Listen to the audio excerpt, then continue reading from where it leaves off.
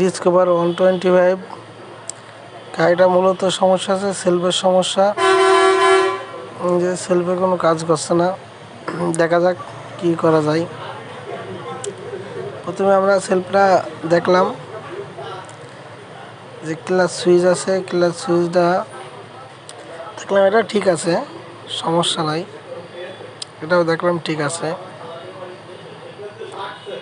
পরে আমরা সেলফের লাইনটা চেক করলাম, মূলত লাইনটাও ঠিক আছে, এটাও কোনো সমস্যা নেই। এখন দেখি আমরা করব, সেলফ কাটআউটটা চেক করব। আসলে এটা দেখলাম সেলফ কাটআউটটারই সমস্যা, এটারই সমস্যা হয়েছে, এখানে কোনো কাজ করছে না।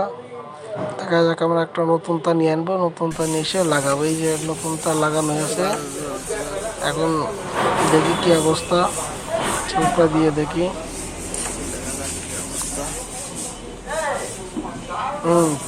সেলফ দিয়ে কাজ হচ্ছে, ঠিক আছে।